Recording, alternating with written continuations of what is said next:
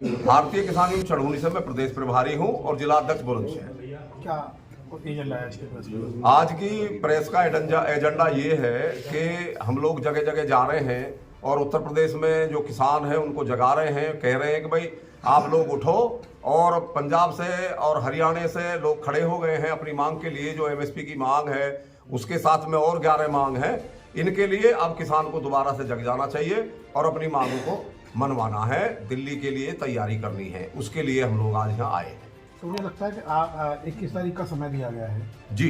अगर बात नहीं बनती है तो किस तरीके का आगे की रणनीति आप लोगों की रहेगी? देखिए, जो सरकार ने जो हमें दिया था 5 मांगों का कि भाई ये जो 5 फसल हैं हम इन पे एमएसपी 5 साल के लिए गारंटी कर सकते हैं, परंतु संयुक्त मोर्चा ने तो वो एकदम कैंसिल कर दी है, कह दिया भाई हम इसे मानेंगे नहीं, हमें तो पूरा गारंटी का कानून चाहिए, हम तो उसी बेस पे मानेंगे।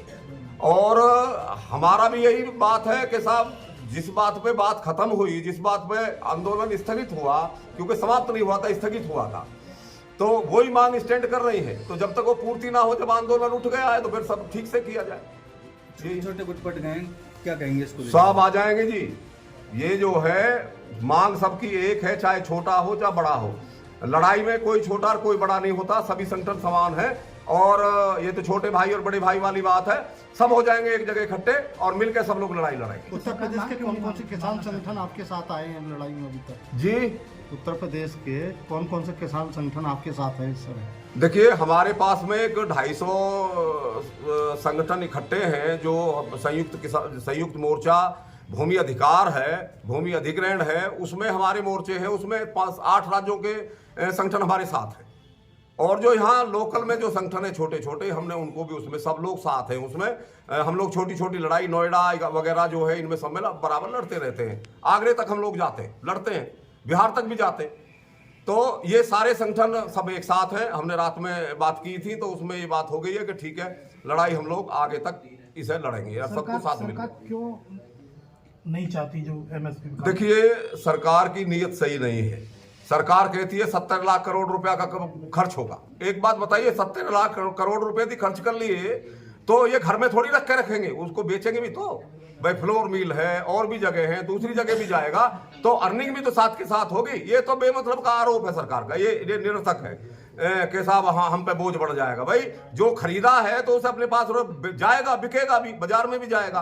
किसान यही तो कह रहा है कि भाई हमारा जो आपने न्यूनतम समर्थन मूल्य तय कर दिया है, आपके द्वारा सीएसईपी ने तय किया है, तो उसे हमें दे दो, हम फालतू थोड़ी मांग रहे हैं। मुद्दे हमारे प्रदेश प्रभारी जी ने बताया, लेकिन मैं एक बात कहना चाहता हूँ, सरकार बांट रही रतन और देश को बांटने का काम कर रही है।